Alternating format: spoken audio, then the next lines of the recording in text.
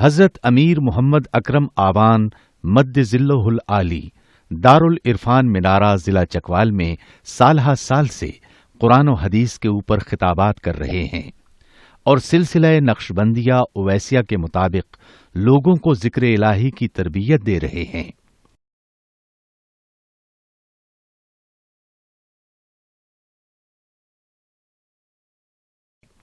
وہ قرآن پاک کی تفسیر ترتیب وار بیان کر رہے ہیں۔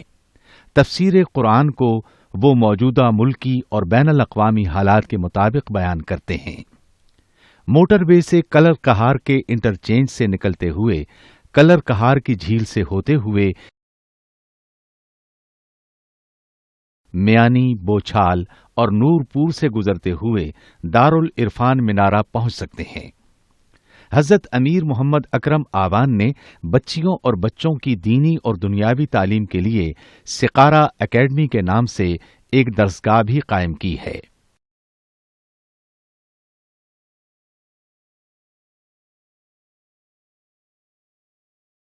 جس کا افتتاح ملک پاکستان کے صدر جنرل محمد ضیاء الحق نے اپنے دست مبارک سے کیا تھا۔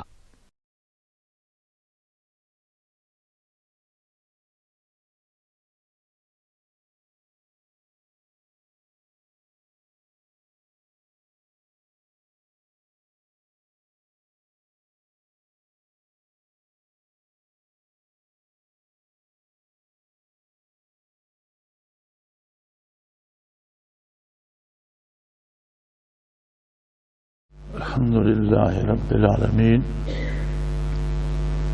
والصلاة والسلام علی حبیبہ محمد وآلہ وصحبہ اجمعین۔ اعوذ باللہ من الشیطان الرجیم، بسم اللہ الرحمن الرحیم۔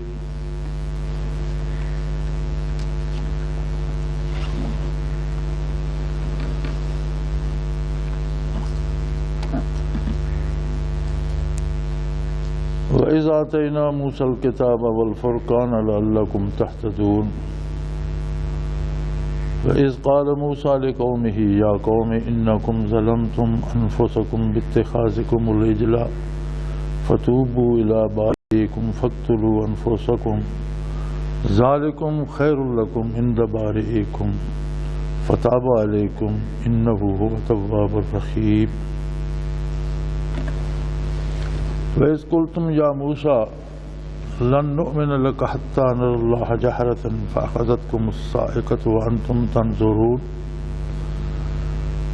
ثُمَّ بَعَثْنَاكُم مِّن بَعْدِ مَوْتِكُمْ لَعَلَّكُمْ تَشْكُرُونَ وَظَلَّلْنَا عَلَيْكُمُ الْغَمَامَ وَأَنزَلْنَا عَلَيْكُمُ الْمَنَّ وَالسَّلْوَىٰ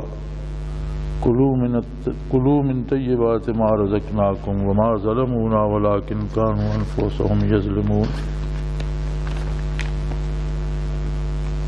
وَإِذْ قُلْنَا ادْخُلُوا هَٰذِهِ الْقَرْيَةَ فَكُلُوا مِنْهَا حَيْثُ شِئْتُمْ رَغَدًا وَادْخُلُوا الْبَابَ سُجَّدًا وَقُولُوا حِطَّةٌ نَّغْفِرْ لَكُمْ خَطَايَاكُمْ وَسَنَزِيدُ الْمُحْسِنِينَ فَبَدَّلَ الَّذِينَ ظَلَمُوا قَوْلًا غَيْرَ الَّذِي قِيلَ لَهُمْ فَأَنزَلْنَا عَلَى الَّذِينَ ظَلَمُوا رِجْزًا مِّنَ السَّمَاءِ بِمَا كَانُوا يَفْسُقُونَ۔ اللهم سبحانك لا علم لنا إلا ما علمتنا إنك أنت العليم الحكيم۔ مولا یا صلی وسلم دائما ابدا علی حبیبک من زانت بہ الاسر۔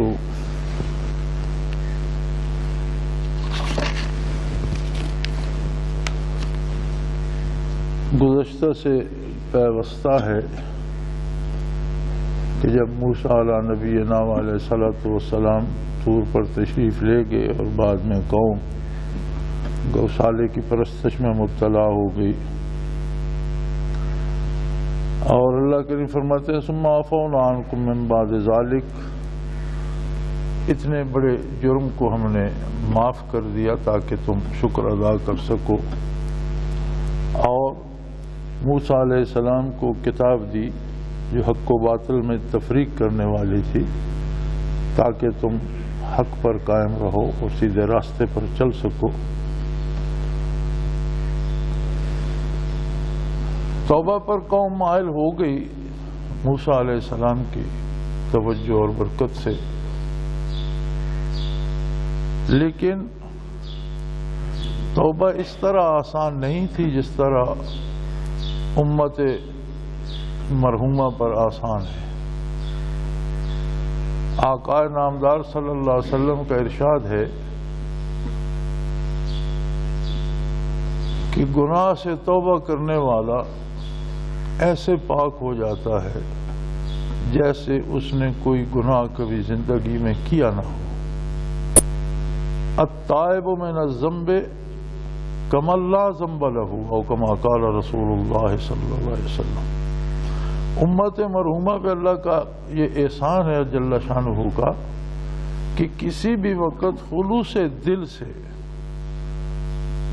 پکے ارادے سے یہ کہہ دے کہ میں جو آج تک کر چکا ہوں، جتنی غلطیاں، جتنے گناہ، جتنے جرائم مجھ سے سرزد ہوئے ہیں، میں ان سب سے تائب ہو کر آئندہ کی زندگی اللہ کی اطاعت پہ گزارنے کا عہد کرتا ہوں۔ اور توبہ کا مطلب یہ ہے کہ عملاً وہ برائیاں چھوڑ دے اور نیکی اپنا لے۔ تو حضور اکرم صلی اللہ علیہ وسلم فرماتے ہیں کہ توبہ کرنے والا ایسے پاک صاف ہو جاتا ہے جیسے اس نے کبھی زندگی میں کوئی جرم کیا ہی نہ ہو۔ توبہ بنی اسرائیل کی بھی موسیٰ علیہ السلام کے زمانے میں بھی قبول ہوئی، لیکن اس قدر آسانیاں نہیں تھیں۔ وَإِذْ قَالَ مُوسَىٰ لِقَوْمِهِ يَا قَوْمِ إِنَّكُمْ ظَلَمْتُمْ أَنفُسَكُمْ بِاتِّخَاذِكُمُ الْعِجْلَ۔ جب موسیٰ علیہ السلام نے اپنے قوم سے یہ فرمایا کہ تم نے بچڑے کی پوجا کر کے بہت بڑا ظلم کیا ہے، بڑا نقصان کیا ہے، اپنے آپ کو تباہ کر دیا ہے، اب اللہ کریم کی بارگاہ میں، اپنے پروردگار کی، اپنے خالق کی بارگاہ میں توبہ کرو۔ اور توبہ کا یہ حکم ملا اللہ کریم کی طرف سے کہ جس نے بچڑے کو سجدہ کیا ہے وہ اپنی گردن رکھے، اور جس نے سجدہ نہیں کیا وہ اس کی گردن مار دے۔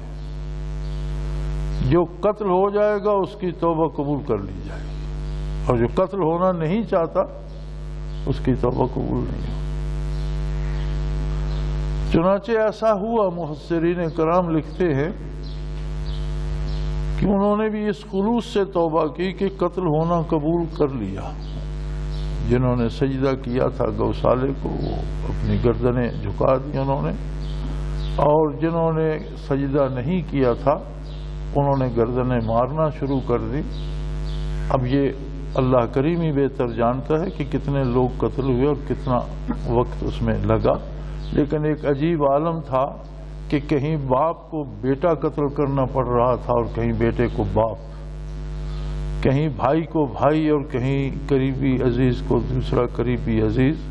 موسیٰ علیہ السلام نے اس طرح سے تقسیم فرما دیا کہ جن لوگوں نے سجدہ نہیں کیا وہ اپنے اپنے ان عزیزوں کی گردنیں ماریں جنہوں نے گوسالے کو سجدہ کیا ہے۔ اللہ کریم کا یہ احسان تھا، اور یہ موسیٰ علیہ نبینا علیہ الصلوۃ والسلام کی توجہ کی برکات تھیں کہ انہیں اتنی مشکل توبہ سے بھی انکار انہوں نے نہیں کیا، اس سے انہیں گزرنا پڑا۔ تو فرمایا جب موسیٰ علیہ السلام نے حکم دیا کہ تم نے بہت ظلم کیا ہے بچڑے کو سجدہ کر کے، اب اپنے پروردگار کے سامنے توبہ کرو، اور توبہ کا طریقہ جو رب العالمین نے بتایا ہے وہ یہ ہے فَاقْتُلُوا أَنفُسَكُمْ، اپنے آپ کو قتل کے لیے پیش کر دو۔ ذَلِكُمْ خَيْرٌ لَكُمْ عِنْدَ بَارِئِكُمْ، تمہارے پروردگار کو یہی منظور ہے اور یہی تمہارے لیے بہتر ہے۔ اسلام نے زندگی کا ایک ٹھوس اور یقینی مقصد دیا ہے۔ زندگی کا مقصد یہ نہیں کہ کوئی شخص دولت جمع کر لے یا اقتدار حاصل کر لے یا زیادہ اولاد پال لے یا زیادہ دولت جمع کر لے، یہ ایک راستہ ہے زندہ رہنے کا جس میں یہ ساری چیزیں ضروری ہیں کہ وہ محنت بھی کرتا ہے، دولت بھی کماتا ہے، اللہ کریم دے تو اقتدار میں بھی حصہ لیتا ہے، لیکن یہ ساری چیزیں ایک قاعدے، ایک مقرر شدہ طریقے اور راستے کے مطابق کرتا ہے تب وہ مسلمان ہے۔ اسلام نے زندگی کے کسی کام پر قدغن نہیں لگائی، روکا نہیں ہے، اس کے کرنے کا طریقہ بتایا ہے۔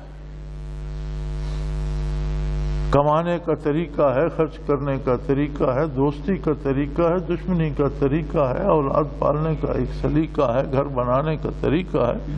آرام سے رہے، زیادہ دولت کمائے، لیکن حلال اور جائز وسائل سے، ناجائز لینے سے بھوکا رہنا بہتر ہے۔ اس لیے کہ دولت کمانا مقصد نہیں، مقصد ہے دنیا کی امتحان گاہ سے سرخ رو ہو کر اللہ کریم کے سامنے جانا۔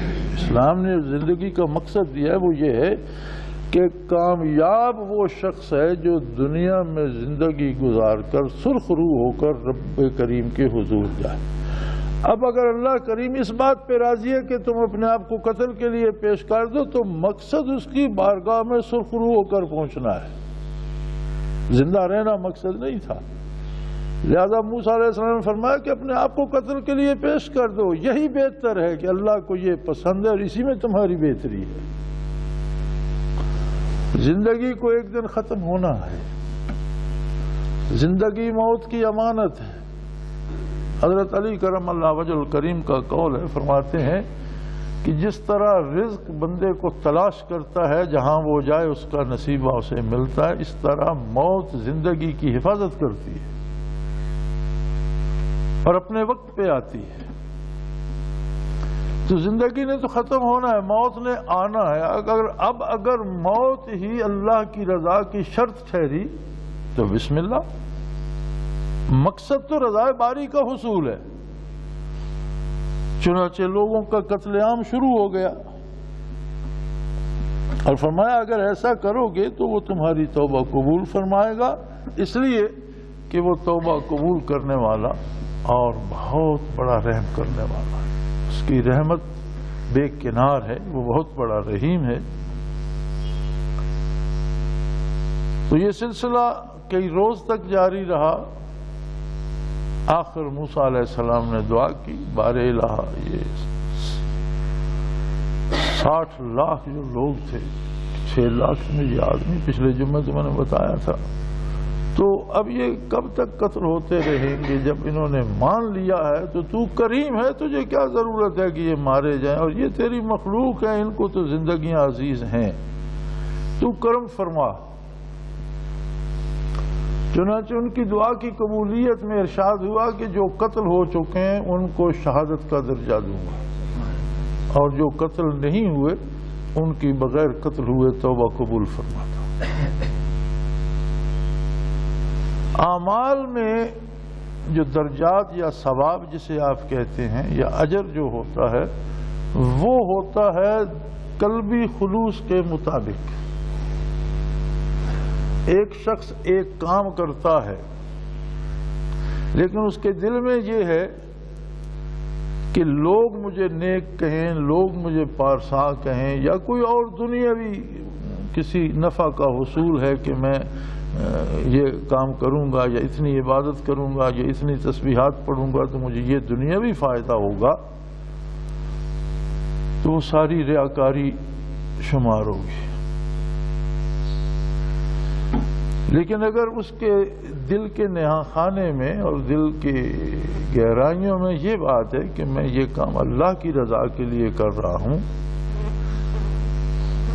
تو اللہ کی رضا کے لیے قتل کرنا بھی اتنا ہی عبادت ہے جتنا سجدے کرنا۔ جہاں اللہ قتل کا حکم دیتا ہے، جہاں جہاد کا حکم آتا ہے، جہاں شرعی طریقے سے اور شرعی شرائط کے ساتھ جہاد کیا جاتا ہے، اس لیے کہ اللہ کریم مجھ سے راضی ہو، تو قتل کرنا بھی عبادت ہے اور قتل ہونا بھی عبادت ہے۔ یجاہدون فی سبیل اللہ یقتلون و یقتلون، اللہ کی راہ میں جہاد کرتے تھے، قتل کرتے بھی تھے، قتل ہوتے بھی تھے۔ زندہ رہنا بھی عبادت ہے، سونا بھی عبادت ہے، جاگنا بھی عبادت ہے، کھانا بھی عبادت ہے، کمانا بھی عبادت ہے، چلنا پھرنا بھی عبادت ہے، دوستی کرنا بھی عبادت ہے، دشمنی بھی عبادت ہے۔ شرط صرف ایک ہے کہ وہ کام اللہ کی رضا کے لیے اور اللہ کے بنائے ہوئے قانون کے مطابق. یہ کسی کام پہ قدغن نہیں ہے کہ فلاں شخص جی صرف نفل پڑھتا رہتا ہے اس لیے وہ بہت نیک ہے، بلکہ اس سے زیادہ نیک وہ ہے جو نفلوں کے وقت نفلیں پڑھتا ہے اور کام کے وقت کام کرتا ہے، جہاد کے وقت جہاد کرتا ہے، خرید و فروخت کے وقت خرید و فروخت کرتا ہے، جو عملی زندگی کے جتنے زیادہ کاموں میں حصہ لیتا ہے اور ان کاموں کو اللہ و اللہ کے رسول کے حکم کے مطابق انجام دیتا ہے تو وہ سارے عبادت بنتے چلے جاتے ہیں. صحابہ کرام رضوان اللہ علیہم اجمعین کا طریقہ کار یہ تھا کہ وہ ہر کام اللہ کی رضا کے لیے کرتے تھے. چنانچہ قرآن حکیم میں جہاں ان کے اوصاف ارشاد ہوئے وہاں یہ ارشاد ہوا تراہم رکعان سجدا، تو نے ہر وقت رکوع اور سجود میں دیکھتا ہے. اگر ظاہری الفاظ پہ لیا جائے تو اس کا مطلب ہے کہ صحابہ کرام سوائے رکوع و سجود کے کچھ بھی نہیں کرتے تھے، کیونکہ قرآن فرماتا ہے جب بھی تو انہیں دیکھے گا رکوع و سجود میں دیکھے گا. حالانکہ وہ زندگی کے سارے کام کرتے تھے، کاشتکاری کرتے تھے، کھیتی باڑی کرتے تھے، تجارت کرتے تھے، دوستیاں دشمنیاں تھیں، لین دین تھا اور امور خانہ داری تھے، بچے پالتے تھے، گھر بنا، سارے کام کرتے، لیکن ہر کام میں شرط یہ ہوتی تھی کہ وہ اللہ کی رضا کے لیے کیا جائے اور اللہ کے رسول کے حکم کے مطابق کیا جائے. لہذا سارے ہی رکوع و سجود شمار ہوتے تھے. تو مفہوم اس آیہ کریمہ کا یہ نکلے گا کہ تو انہیں کبھی خلاف مرضیات باری کوئی کام کرتے نہیں دیکھے.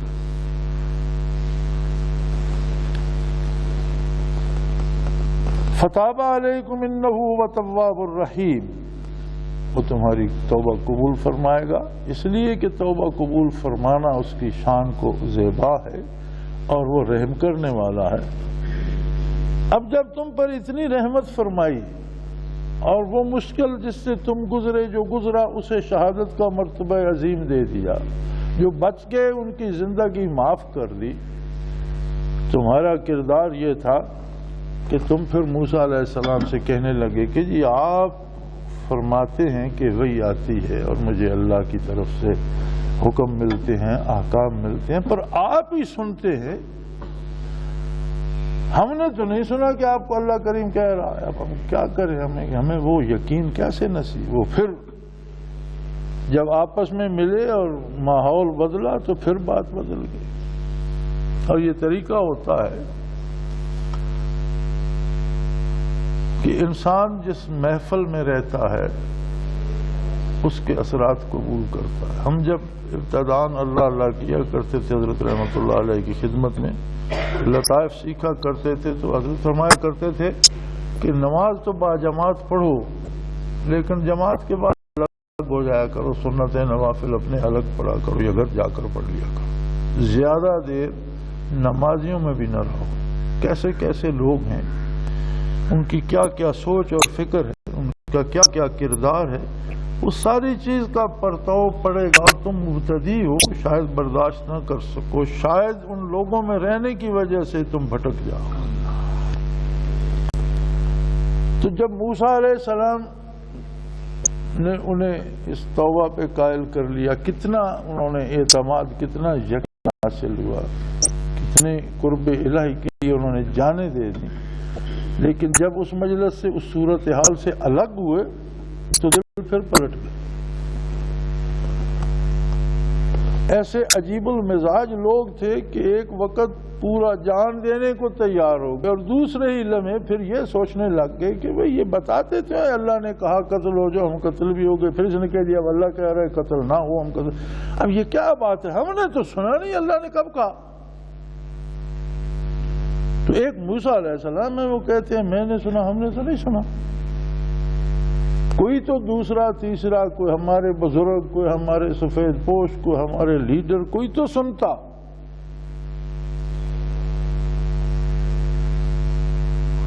چنانچہ موسیٰ علیہ السلام نے اللہ کریم سے دعا کی اور ان کے منتخب افراد جو انہوں نے چنے کہ یہ بھی آپ کے ساتھ جائیں طور پر، اور یہ آ کر ہمیں بتائیں کہ واقعی اللہ کلام فرما رہا تھا اور ہم نے بھی سنا، کوئی بات بنے تو صحیح۔ اب جب وہ گئے، اللہ نے اپنا کرم فرمایا۔ اب دیکھو یہ کتنا احسان ہے اللہ کا کہ جو ارشاد ذات باری، ذاتی کلام صرف نبی سن سکتا ہے، نبی میں وہ درجہ پاکیزگی اور طہارت اور لطافت ہوتا ہے کہ وہ وحی کو سنے۔ اللہ نے انہیں بھی سنوا دیا، لیکن کیسے بد نصیب تھے۔ ایک شخص کاتب وحی ہوتا تھا، نبی علیہ الصلوۃ والسلام کی خدمت عالی جب آئے کریمہ انسانی تخلیق کے متعلق نازل ہوئی، جس میں ہے کہ ہم نے قطرے سے گوشت کا لوتھڑا بنایا، پھر اس میں ہڈیاں پیدا کی، پھر اس پر کھال چڑھائی، پھر اس میں روح ڈالی، اور آخر میں آتا ہے فتبارک اللہ احسن الخالقین۔ تو حضور اسے کتابت کروا رہے تھے۔ جب یہ آخری آیت آپ نے کتابت کروائی، آخری الفاظ حضور نے فرمایا کہ یہ لکھو فتبارک اللہ احسن الخالقین، تو وہ چونکہ پرتو جمال نبوی میں تھا، کاتب وحی تھا، اس قرب نبوت سے اور اس قدر اسے وہ حاصل ہو گیا کمال کہ جب وہی حضور علیہ الصلوۃ والسلام کے قلب اثر پہ وارد ہوئی اور مکمل ہو گئی، تو اس کے قلب کو اتنا قرب تھا کہ وہ اس کے قلب میں بھی بات آ گئی حضور کے قلب اثر سے کہ آگے یہ آنا چاہیے فتبارک اللہ احسن الخالقین۔ اب یہ انتہائی قرب کی اور فخر کی بات تھی، لیکن وہ اس بات سے پھسل گیا کہ یہ تو حضور سوچ سوچ کر لکھوا رہے ہیں، یہ تو میرے دل میں بھی آ گیا تھا کہ آگے فتبارک اللہ احسن الخالقین لکھے۔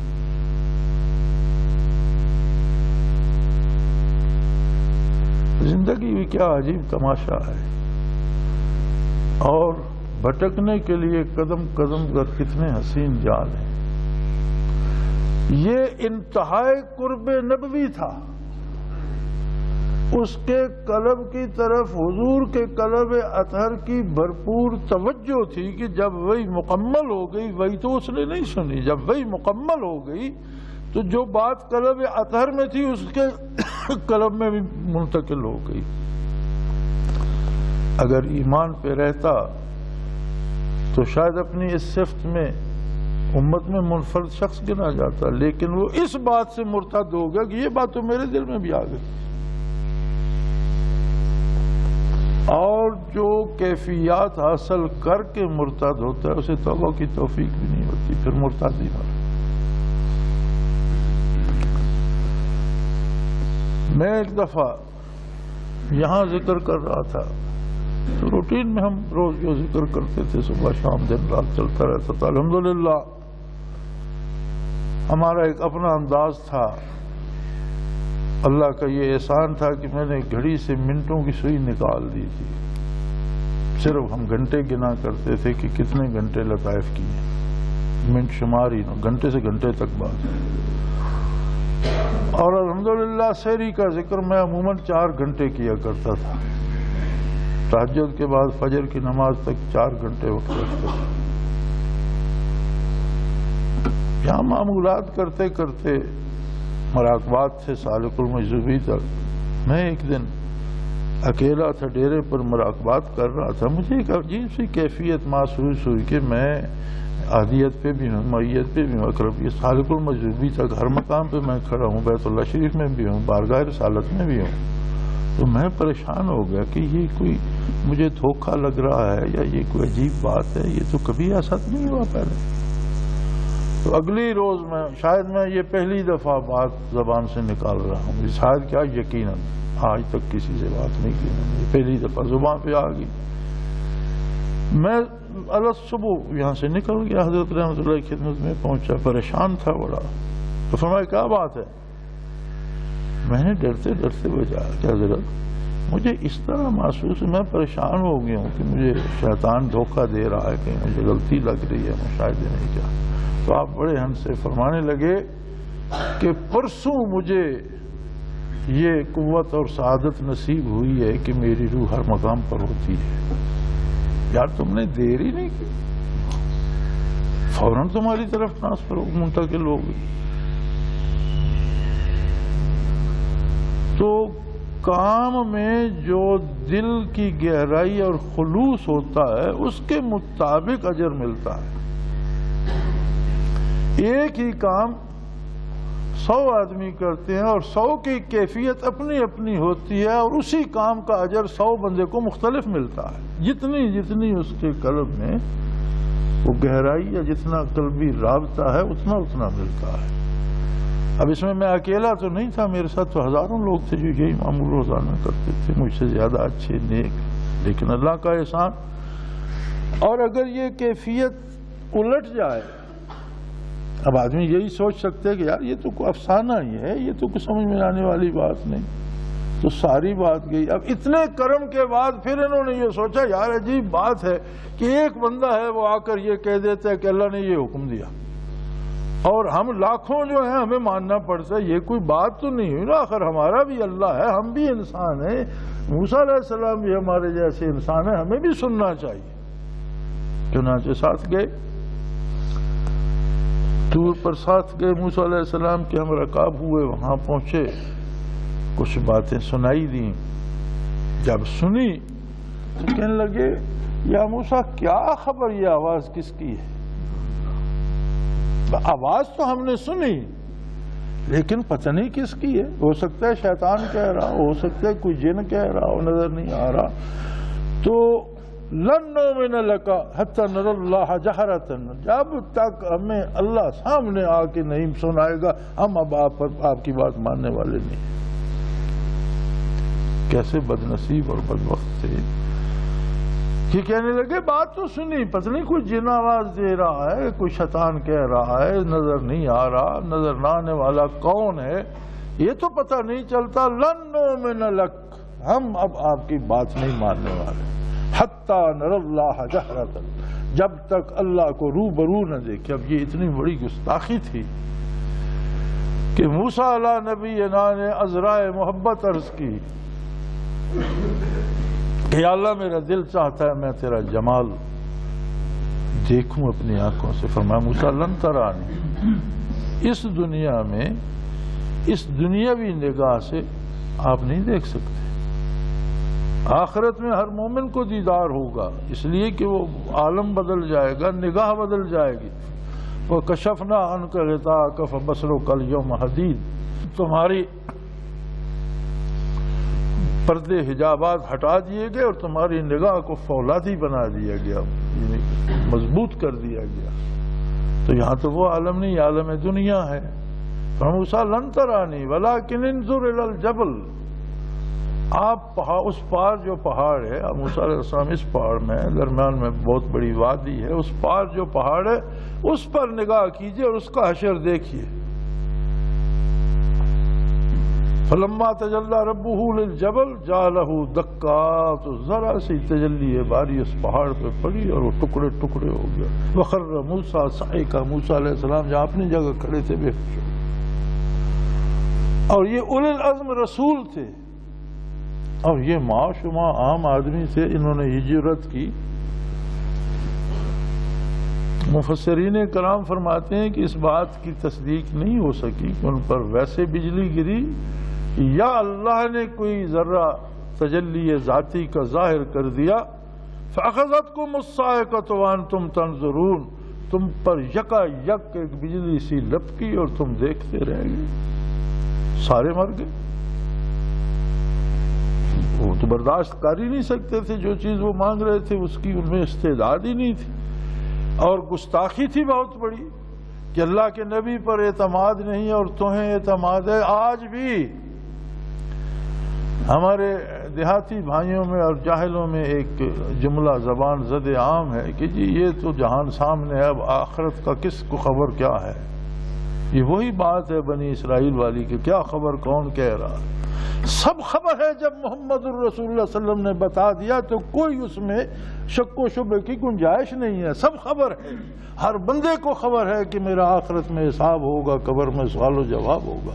جو محمد الرسول اللہ صلی اللہ علیہ وسلم نے بتا دیا, اگر ہمیں اللہ توفیق دے اور ہم آخرت دیکھ بھی لیں تو ہمیں غلطی لگ سکتی ہے. جو آقا صلی اللہ علیہ وسلم نے بتایا اس میں کوئی غلطی نہیں, اس میں کوئی شک و شبہ نہیں. ہم اگر دیکھ بھی لیں تو ہو سکتا ہے ہم اور دیکھیں اور سمجھیں. یہ تو سامنے کی بات ہے. ہم نکلتے ہیں, ہم سمجھتے ہیں وہاں کوئی جھاڑی ہے, آگے جاتے ہیں تو وہ جانور ہوتا ہے. ہماری نظروں کو تو یہاں سامنے بھی دھوکہ لگتا ہے کہ تھوڑے سے فاصلے پہ ہم کہتے ہیں کوئی جھاڑی ہے, قریب جاتے ہیں تو وہ تو جانور ہوتا ہے. ہم اگر دیکھ بھی لیں گے تو کیا ہوگا. لیکن جس کی نظر نہ بہکتی ہے نہ دھوکہ کھاتی ہے, صلی اللہ علیہ وسلم, ما زاغ البصر وما طغى, نگاہ اقدس نہ حد سے بڑھتی ہے نہ بہکتی ہے نہ بھٹکتی ہے. جو آپ صلی اللہ علیہ وسلم نے دیکھا, جو آپ صلی اللہ علیہ وسلم نے بتایا, وہ یقینی ہے, صحیح ہے, سب پتہ ہے. چنانچہ جب یہ تباہ ہو گئے تو موسیٰ علیہ السلام نے پھر دعا کی کہ یا اللہ تو اس قوم کو تو جانتا ہے, یہ تو جو میرے پلے پڑ گئی, یہ تو بڑے بدبخت لوگ ہیں. اب یہ اس تیرے غضب کو میری طرف منتقل کہہ دیں گے. موسیٰ علیہ السلام نے اللہ کی بات تو سنوا نہ سکے, سب کو قتل کر دیا. یہ ایسے جاہل ہیں کہ جب میں یہ کہوں گا کہ وہ اس وجہ سے اپنی گستاخی سے ہلاک ہوئے تو یا اللہ یہ سارے مجھے الزام کریں گے کہ بھائی اللہ گئے تھے کہ اللہ کی بات تو میں سنوا دوں گا, سنوا تو سکے نہیں, بندے مروا دیے. فرمایا ثم بعثناکم من بعد موتکم, اللہ فرماتا ہے میں نے تمہیں اس موت کے بعد پھر زندگی دی, پھر سب کو زندہ کر دیا. لعلکم تشکرون, تاکہ تم موت سے گزر کر پھر دوبارہ زندگی پا کر پھر تو شکر ادا کر سکو. اب یہ سوال کہ موت اپنے وقت پر آتی ہے اور موت آئے تو پھر زندگی نہیں ہوتی, لوٹائی نہیں جاتی, یہ موت ان کی وہ قضاء مبرم نہیں تھی. ان کی موت کا وقت وہ نہیں تھا. موت وہ تھا جب بقیہ زندگی پر پوری کر کے مرے. یہ قضاء معلق تھی. ہینگنگ ڈیسیژنز جو ہوتے ہیں کہ کسی کردار کی وجہ سے اس پر سزا مسلط, ان کی اس گستاخی کی وجہ سے بطور سزا ان پر موت مسلط کر دی گئی. موسیٰ علیہ السلام نے دعا فرمائی, وہ گستاخی معاف ہو گئی اور اللہ نے زندگی بھی لوٹا دی نبی کی دعا کے بعد. ثم بعثناکم من بعد موتکم لعلکم تشکرون, تاکہ تم شکر ادا کرو, تمہیں پھر فرصت مل جائے اور اس سارے واقعے سے گزر کر تم اپنی قوم کو بھی اللہ کی عظمت کے پہ آمادہ کر سکو اور خود بھی اس کی عظمت کے گیت گاؤ. پھر جب تمہیں صحرا میں بھٹکنا پڑا, واقعہ یہ ہوا, آگے آ رہا ہے کہ اللہ کریم نے فرمایا دعا کریں موسیٰ علیہ السلام, ہمیں کوئی گھر مل جائے, ہمارا کوئی گھر نہیں ہے, ہمیں کوئی جگہ مل جائے جہاں کوئی کھانے پینے کو ہو, جہاں کوئی رہنے کی آسائشیں ہوں, کوئی بستر چارپائی ہو, کوئی کھانے پکانے کا انتظام ہو, برتن ہوں, یہ وہ ہو تو ہمیں کوئی مل جائے. اللہ کریم نے فرمایا کہ فلاں شہر میں داخل ہو جاؤ, لیکن توبہ کرتے ہوئے جانا. اس میں بھی گستاخی کی. اس کے بعد پھر فرمایا کہ اب فلاں شہر میں جاؤ اور جو لوگ وہاں ہیں اب ان کو لڑ کر نکال دو. پہلے مفت تھا کہ تم جاؤ شہر خالی ہو جائے گا, تم جاؤ گے شہر خالی ہو جائے گا, کھاؤ پیو رہو. جب اس سے بھی گزرے, حکم اور تھا, انہوں نے کچھ اور عمل کیا. اب فرمایا اب فلاں شہر میں جاؤ, لیکن تمہیں فتح ہوگی, مقابلہ کرنا پڑے گا, لڑنا پڑے گا, فتح کرنا پڑے گا, فتح کی گارنٹی ہے تمہاری, تمہیں فتح ہوگی. کہنے لگے بھئی ہم سے یہ کام نہیں ہوگا, ہم نہیں لڑیں گے. فَاذْهَبْ أَنْتَ وَرَبُّكَ فَقَاتِلَا, موسیٰ آپ جائیں اور آپ کا رب اور دونوں لڑو. جب شہر فتح ہو گیا تو ہمیں بتا دینا, ہم سے تو یہ کام ہونے کا نہیں ہے.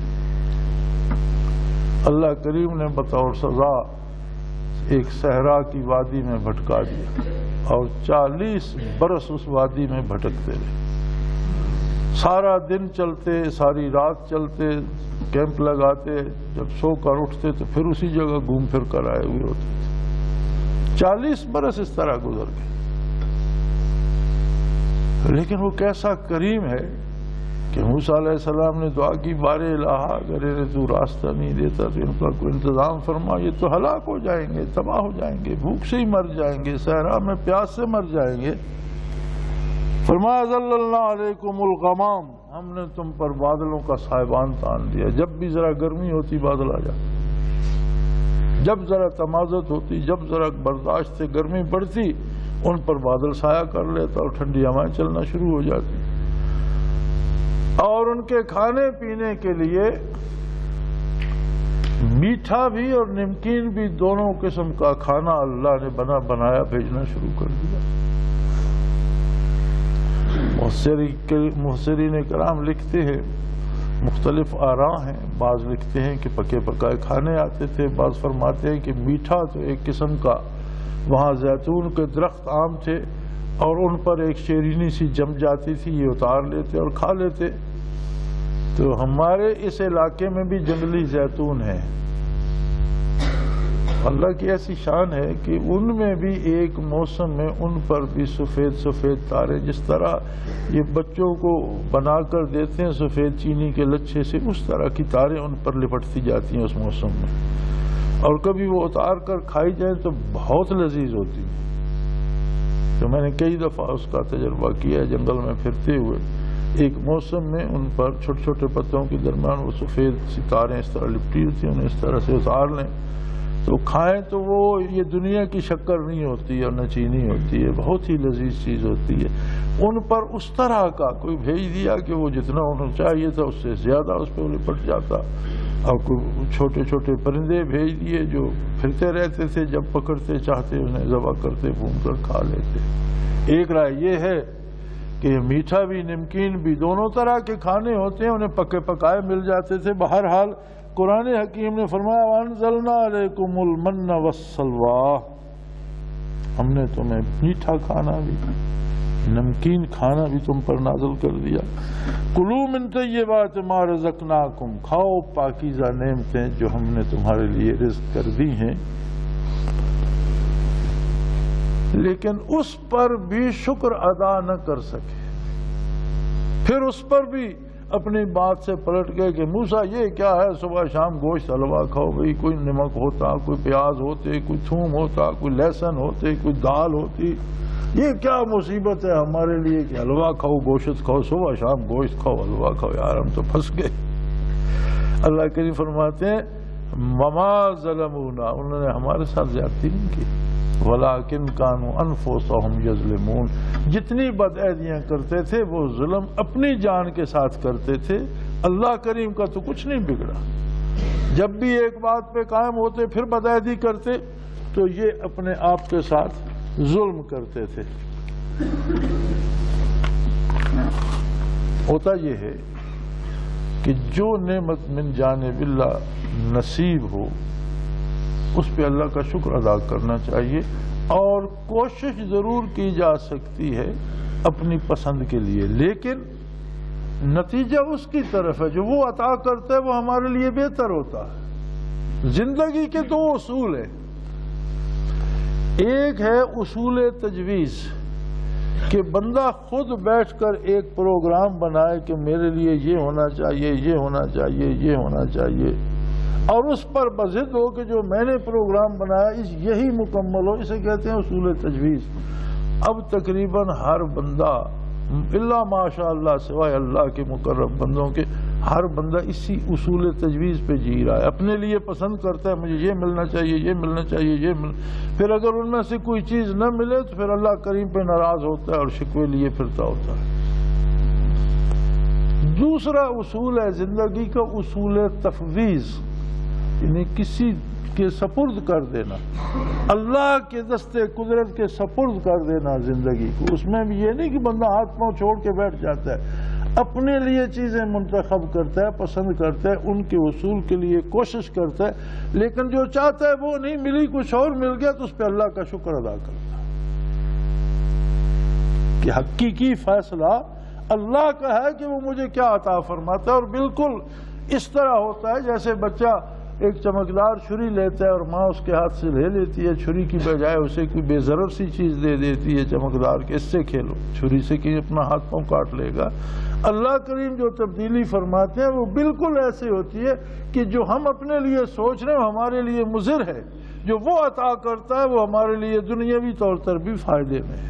اگر یہ بات سمجھ میں آ جائے تو زندگی آسان ہو جاتی ہے. کوئی صدمہ نہیں رہتا، کوئی دکھ نہیں رہتا کہ جو ملا وہی میرے لیے بہتر تھا، جو نہیں ملا وہ میرے لیے بہتر نہیں تھا.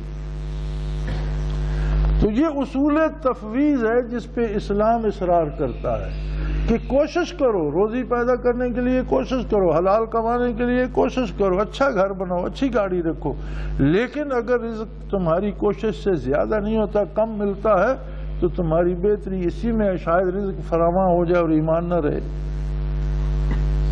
یہ تو اللہ بہتر جانتا ہے نا کہ کس کام کا کیا نتیجہ ہوگا. تو جو وہ دیتا ہے وہی تمہارے لیے موزوں اور بہتر ہے.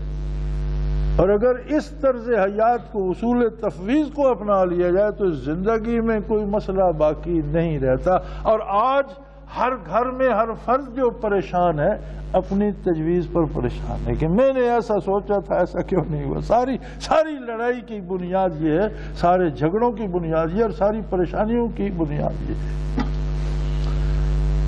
تو فرمایا جب یہ بدعہدی کرتے تھے اور اپنی تجویز پہ اڑ جاتے تھے تو اللہ کا تو کچھ نہیں بگڑتا تھا، لیکن انہیں سزائیں ملتی تھیں اور قرب الہی کے منازل سے راندے جاتے تھے. اسی طرح جب انہیں ہم نے حکم دیا وَإِذْ قُلْنَا ادْخُلُوا هَٰذِهِ الْقَرْيَةَ فَكُلُوا مِنْهَا حَيْثُ شِئْتُمْ رَغَدًا. ہم نے انہیں کہا کہ چلو اب تمہاری یہ قید معاف کرتے ہیں، فلاں شہر میں داخل ہو جاؤ، کوئی تمہیں روکے گا نہیں، اور شہر بھرا ہوا ہے، تم جاؤ گے وہ خالی کر دیں گے، اور جو کچھ ہے شہر میں وہ تم پر حلال ہے. شہر میں داخل ہو جاؤ، فَكُلُوا مِنْهَا حَيْثُ شِئْتُمْ، جہاں سے اور جو چاہو کھاؤ پیو، وہ سارا شہر تم پر حلال ہے. لیکن ایک بات ہے، تمہیں میں عطا کر رہا ہوں، تم نے اس کے لیے محنت نہیں کی، لہذا جب شہر کے صدر دروازے سے داخل ہو تو جھک کر گزرنا.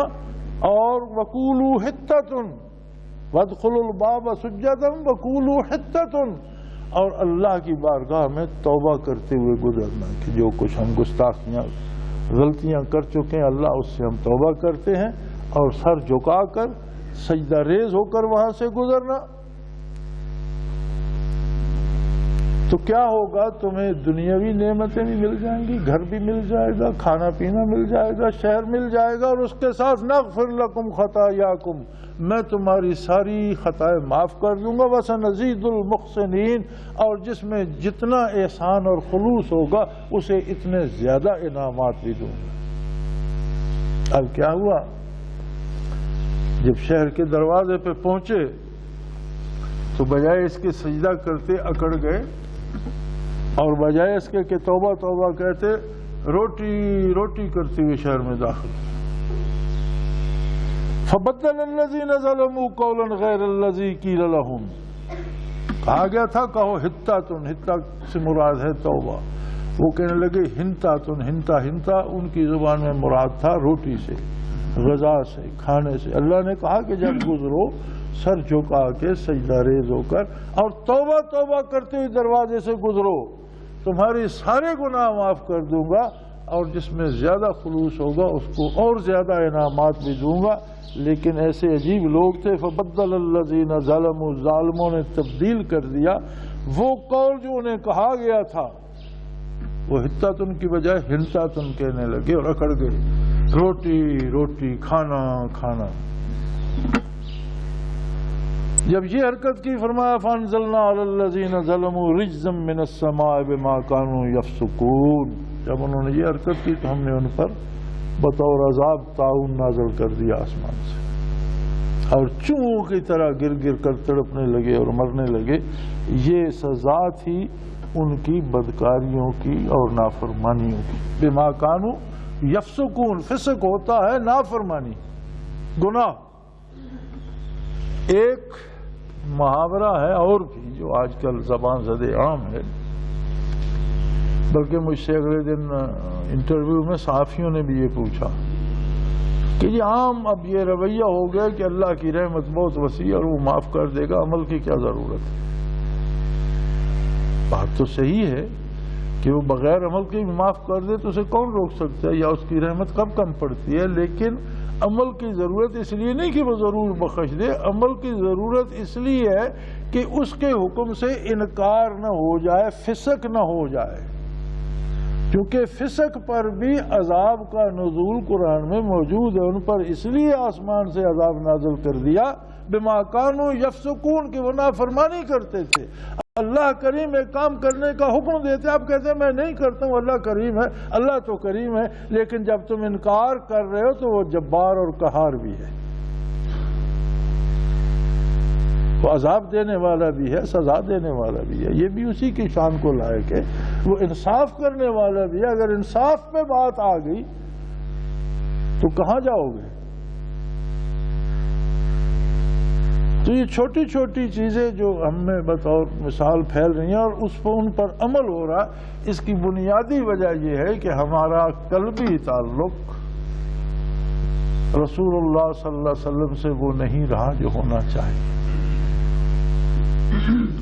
آپ اندازہ کیجئے ایک شخص کو اس کا والد کہتا ہے کہ بھئی یہ کام کرو، نہیں کرتا، دونوں میں تعلقات کی صورت کیا ہو؟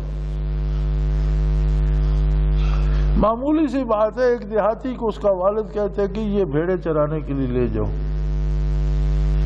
انکار نہیں کرتا، لیکن بھیڑیں لے کے نہیں جاتا، وہ سارا دن وہیں دھوپ پہ کھڑی رہتی ہیں، وہ کھیلتا رہتا ہے، کتنا پیار ہوگا دونوں۔ تو والد کی حیثیت کیا ہے؟ ہم بھی انسان ہیں، والد بھی انسان ہے، ایک احترام اسے شریعت نے دیا ہے، والد ہونے کے ایک بزرگی دی ہے، کہاں خالق اور کہاں مخلوق، کہاں محمد الرسول اللہ اور کہاں ایک عام والد۔ اللہ حکم دے رہا، اللہ کا نبی حکم دے رہا، آپ کہتے ہو مانتے انکار نہیں کرتے لیکن وہ کام نہیں کرتے، وہ جو خود معاف کر دے، اس کا مطلب ہے آپ سمجھتے ہیں کہ اللہ گھبرا کر معاف کر دے گا کہ جائے گا کہاں؟ اگر عمل نہیں ہو سکا تو اتنی تکلیف تو کرو گے، یا اللہ میں نے غلطی کی، میں آئندہ نہیں کروں گا، مجھے توفیق دے، میں تیری اطاعت کروں۔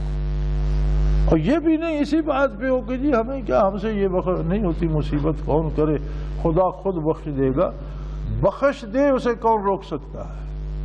اور ہم تو یہ دعا کرتے ہیں کہ کافر کے لیے تو دعا کرنے کی اجازت نہیں، جو کفر پہ مرتا ہے اسے تو بخشا جائے گا نہیں، ہم تو کہتے ہیں کہ جو ادنا سادنا مسلمان ہے بارحال سب کو بخش دے، اس لیے کہ اس نے میرا آپ کا کسی کا چھین کر دوسرے کو نہیں دے، اس نے اپنے بارگاہ سے دینا ہے، سب کو دے، سب کو زیادہ دے، سب کو معاف کرے، لیکن کچھ حدود و قیود، کچھ ضابطے اور قاعدے بھی ہوتے ہیں۔ اب نافرمانی پہ بخشش کا امکان جو ہے، یہ کوئی بات بنتی نہیں کہ بندہ نافرمانی پہ کمر بستہ ہو جائے، غلطی سے ہو جانا الگ بات ہے، کفِ افسوس ملنا ایک سعادت ہے۔ بعض اوقات بعض گناہ بھی درجات بڑھا دیتے ہیں کہ غلطی سے گناہ ہو گیا، اس بندے نے اتنی توبہ کی کہ اللہ نے رحم کر دیا۔ ایک واقعہ حضرت امیر معاویہ رضی اللہ تعالی عنہ کا، ان کے احوال میں ملتا ہے کہ کسی نے دروازہ کھٹکھٹایا کہ اٹھو،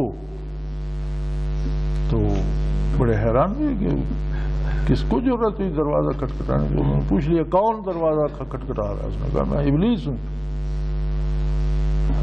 بے ایمان، تو میرا دروازہ کیوں کھٹکھٹا؟ اس نے کہا نماز کا وقت جا رہا ہے اور جماعت سے رہ جاؤ۔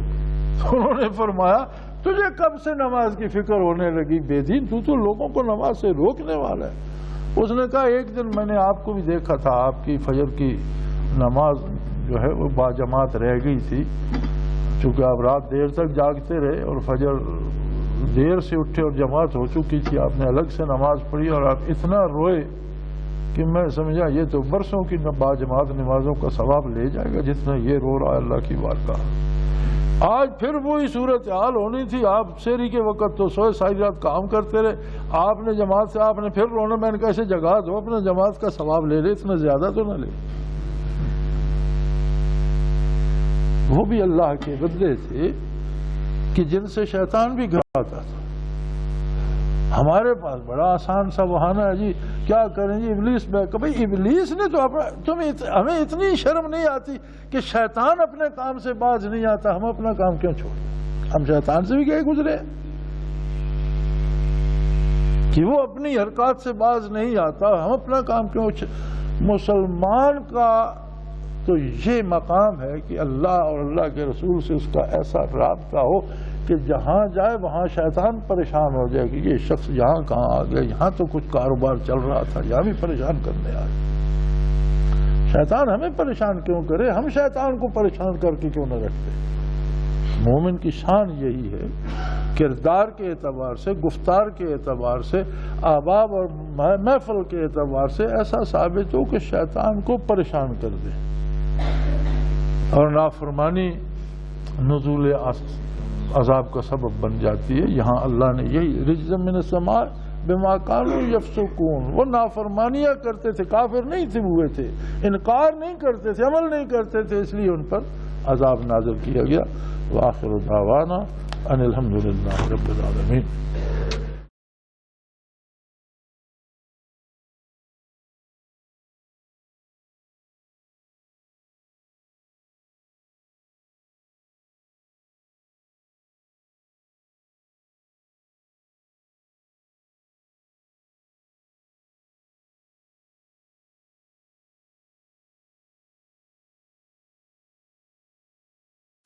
وہ تمام احباب جو اسلام کی طلب رکھتے ہیں ان سے گزارش ہے کہ دارالعرفان منارہ ضلع چکوال میں امیر محمد اکرم آوان صاحب کے خطابات سے مستفید ہوں۔